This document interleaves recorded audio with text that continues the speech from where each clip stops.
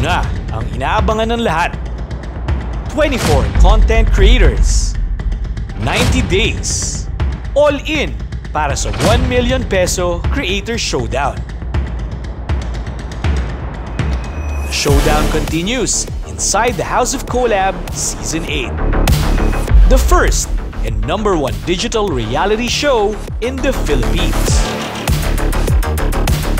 Noong August 1, isang malaking pasabog nang nagbukas muli ang THOC at 24 content creators ang pumasok sa mansyon. At sa loob ng 90 days, hinahanap namin ang nag-iisang mananalo ng 1 million peso grand prize. Isang linggo at kalahati nang nakalipas. Maraming nag-excel at may ilang nalaglag. Speaking of excel, napanalunan ni Fred ang kauna-unahang immunity dahil sa first weekly challenge na follower sprint, habang ang iba ay nabigo makuha ito.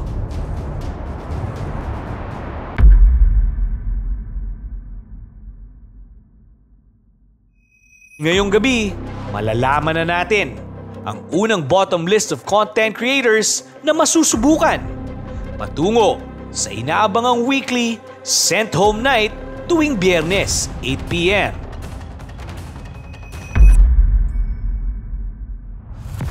At ang basihan ng masusing pagpili kung sino ang bottom content creators this week ay ang mga sumusunod.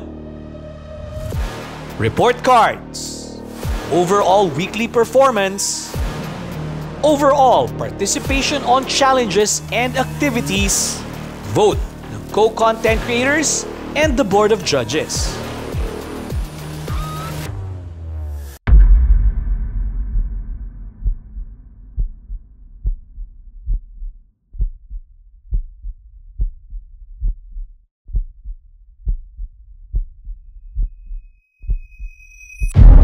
Ito na ang listahan ng mga nasa bottom list ngayong gabi.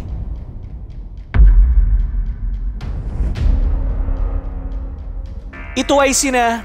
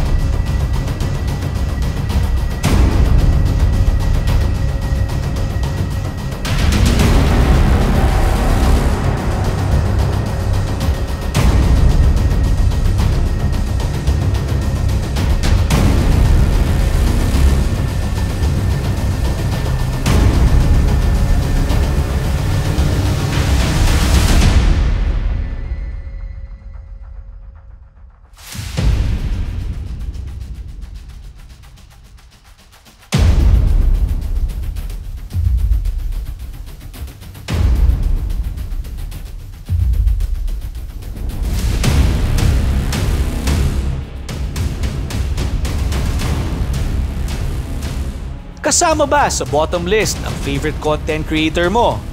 Maaari mo silang matulungan para ma-save this week. Here's how. Pumunta sa aming website sa thehouseofcolab.com. Hanapin ang name ng content creators na nais mong isave. Click or tap their photo para makaboto. Each vote ay may katumbas na freebies as a thank you sa pagsuporta mo sa iyong favorite content creator. Voting starts now and will end on Friday, 3 p.m. Remember, unlimited ang pagboto. Yes, you may vote as many times as you can. Para naman malaman agad-agad kung sinong content creators ang vote to save at vote to send home nila, abangan ang live voting sa Talk Daily pagkatapos nitong bottom reveal. Vote to save your favorite content creator before time runs out. Vote now!